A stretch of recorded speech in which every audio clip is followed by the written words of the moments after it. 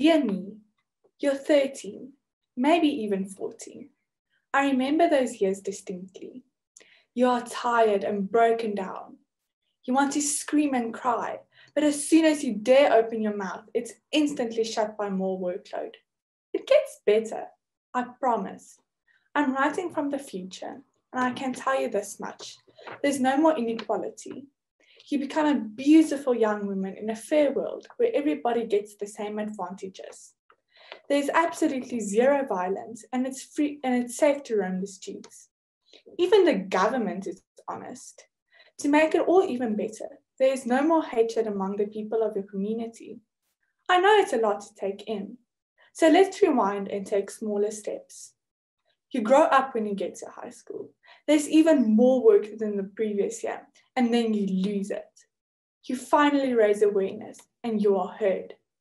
People start to listen to you. That's when the small changes happened. The community heard your scream, and they listened. Let me tell you how it all changed. First, there came absolute love. Everyone loves one another. There is no hate, and even the children's squeals and laughter refill the streets as they play with no care in the world. The adults finally started to teach their children how to love. Then came the cleanup. Everyone started to love one another, began to adore their beautiful country, and showed it by picking up all the litter and cleaning up around their homes. It became a beautiful community once again, all because you, my beautiful girl, finally raised your voice. When the people realized that when you act in love, all these significant changes start to happen. It spread outside of just your community and reached the rest of the country. It is fantastic to see the changes one act of love can bring. There was no more illegal hunting, and even the lion's roar could be heard more clearly. The sky becomes bluer because people start polluting less. You see, it gets better, all because you raised a country of love and equality. Just hold on. It's hard now, but you have a purpose, just like everyone on this earth. My darling girl, people smile because of you. You brought as much love as you gave. The future is a wonderful place full of adventure, opportunity, love, and equality. You make more difference to this country than you could ever imagine. So never give up. I'm writing you this inspiring hope story of your near future so you can start seeing the world through the right eyes now and start making changes now. The future is a beautiful place. When you start realizing that you might not wake up tomorrow, everything, including the world and its people, suddenly become as beautiful as the future you make. Love, future you. This is my story titled Heat. It was a cool 50 degrees Celsius, the day that I first met my twin brother. Just that morning, I had looked over the only evidence I had of his existence. The photograph slipped in my hand as I sweated against its glossy surface. In the image, two babies lay side by side. It documented an impossible choice. To arrest the rising temperatures, parents can only have one child, as ordered by the Population Restriction Act of 2114. As I raised myself on the streets, I returned to the picture of this other self, which had been found with my abandoned body. That day, the heat radiated against my tender skin as I stood outside Oasis Mart, watching customers stream into the cool lobby. Those patrons still waiting outside, sheltered under omnibrellas, large spidery structures of red and black steel, which blocked out the raging heat and the occasional acid rain. The omnis symbolized citizenship. To hold them was to gain access to the world of the cool. As the sun bore down, the concrete floors sizzled, as if crying out themselves. Sweat trickled through the clumps of hair that stuck to my head. One mother eyed me with suspicion as she tugged her child under her omnibrella, which fanned their faces with cool air and sprays of misty water. As a family who shared an omnibrella, they were relatively low status, but therefore all the more dismissive of uncovered wretches like me. Noticing her glances, one of the security guards moved towards me, ready to lash an uncovered for loitering. I dashed into an alley behind the mall. Here, the humidity in the air captured the stench of food scraps haphazardly flung into 3 rusting dumpsters.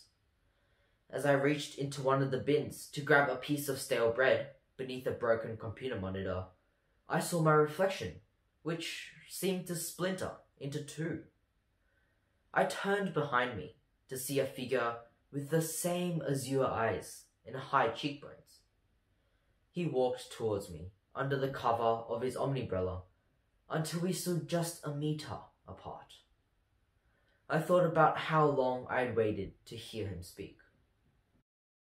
When my parents told me about you, he explained breathlessly, I never thought I'd find another version of myself running away from the entrance of Oasis Mall. A single tear formed a rivulet over his cheek. I did not know if he would have been told about me. He closed the omnibrella and placed it by his waist. As we moved to embrace one another, my fingers closed over the cool metallic handle. In a fluid motion, I removed it from its sheath and struck the head of my missing twin. As I raced around the corner, I turned over my shoulder for one last look at his face.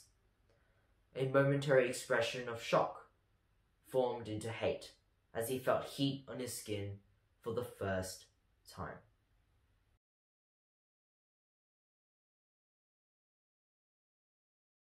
عنوان قصتي: نحن الأطفال انتصرنا. حدث خلاف كبير بين والدي وبين والد صديقتي مها على مساحة أرض صغيرة في الحارة. كان والدي يقول: هذه المساحة لنا ولا بد أن نضمها لبيتنا، وكان والد صديقتي مها يقول أيضا: هذه المساحة لنا ولن نتركها لأحد. قبل كل هذا كنا جيران، بل كنا مثل العائلة الواحدة، نتقاسم كل شيء ونتبادل أواني المطبخ. وكانت أمي وأم صديقتي مها كأنهما صديقتان منذ زمن بعيد. حيث يحدث عندنا فرح أو مناسبة سعيدة يكونون أول الجيران المشاركين، وفي الأحزان أيضا يشاركوننا حزننا وكأن الحزن لهم. بدأ سوء التفاهم بين العائلتين يكبر على المساحة، لأننا صغيرتان لا نستطيع فعل شيء لحل هذه المشكلة الكبيرة. التزمنا أنا ومها الصمت وقلة الزيارات، وأرجعت أمي كل شيء أخذته من أواني المطبخ وبعض الحجيات. هذه الأرض رغم أنها قطعة صغيرة في الحارة ولكنها أصبحت كبيرة بين العائلتين.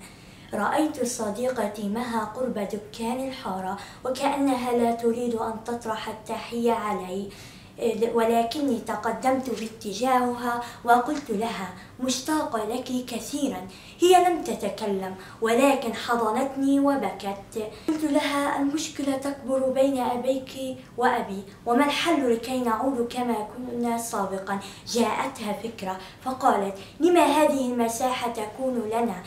نحن نجمع الألعاب من البيتين ونضعها في تلك المساحة الفاصلة. أعجبتني الفكرة، ركضت إلى البيت وأخرجت كل ألعابي والدمى والأرجوحة البلاستيكية، ومها أيضا أخرجت كل شيء من ألعاب وصور وعرائس حتى ألعاب أخواتها.